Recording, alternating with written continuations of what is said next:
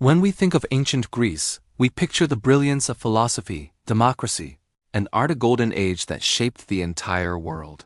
But beneath this shining surface was a much darker reality, built on hierarchy, domination, and suffocating social customs. The society that gave us Plato and Pericles also embraced practices that today feel profoundly disturbing. In cities like Athens, Sparta, and Corinth, personal relationships were never truly private. They were tools of power, used to enforce social order and define a person's place in the world.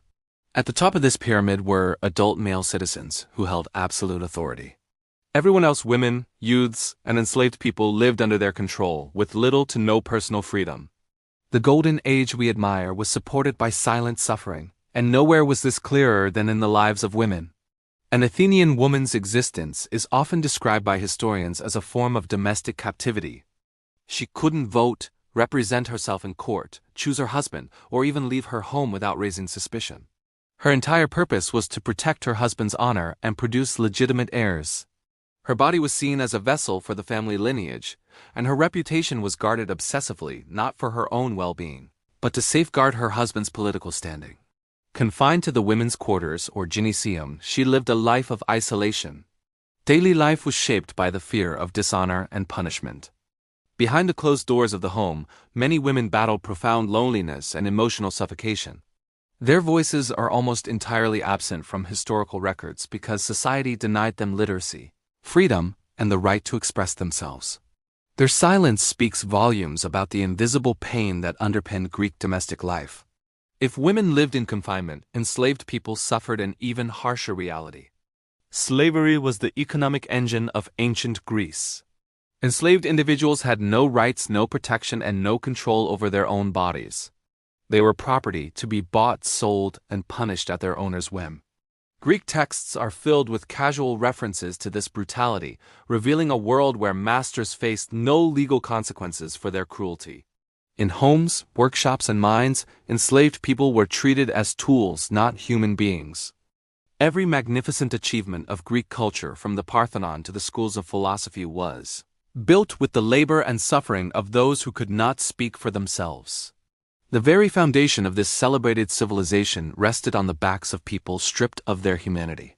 This ideology of domination wasn't just confined to the home. It was a core part of Greek warfare. When a Greek army conquered a city, victory didn't end on the battlefield. They systematically dismantled entire societies, enslaving whole populations. For the Greeks, humiliation was a rightful spoil of war.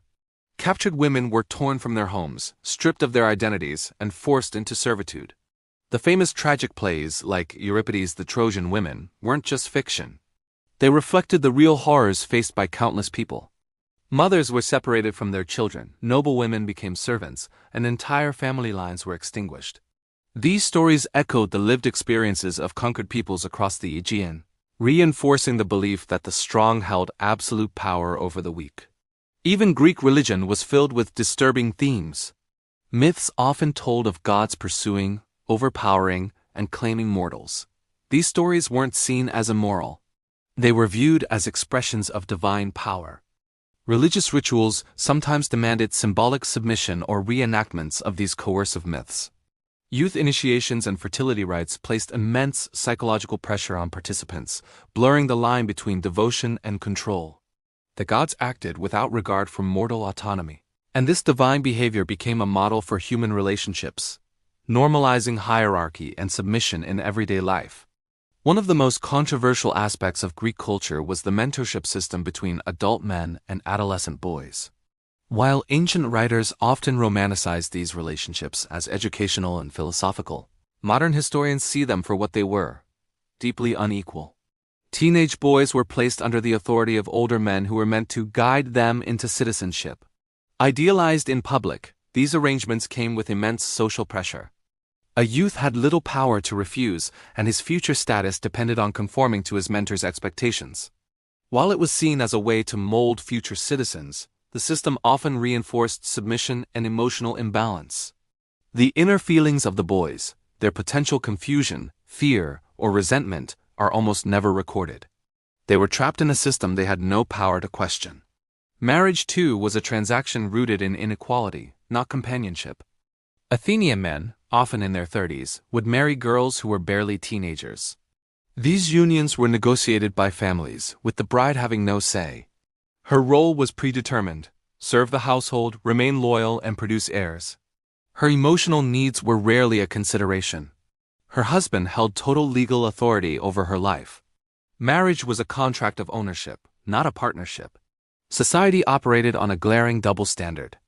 Men could pursue relationships outside of marriage with almost no social penalty, but a wife's slightest misstep could bring shame and ruin upon her entire family. This hypocrisy created deep emotional suffering for women trapped in a system that denied their individuality. Their inner worlds were never valued, and their choices were never their own. But perhaps the darkest part of these customs is the silence surrounding them. Those who endured the worst injustices left behind almost no testimony.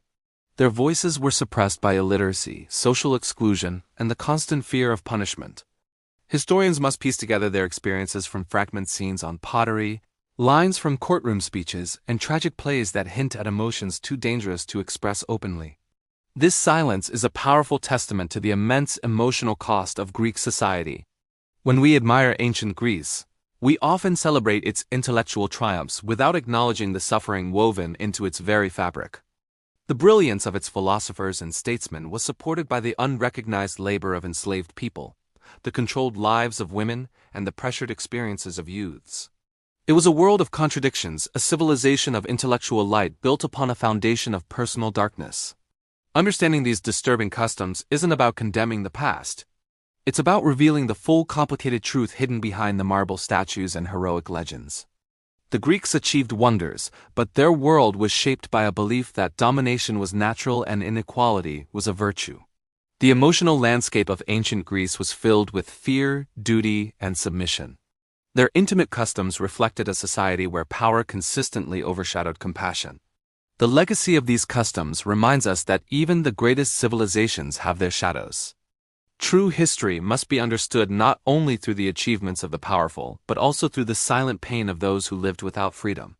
By reconstructing their stories, we see a Greece far darker than the one in our textbooks.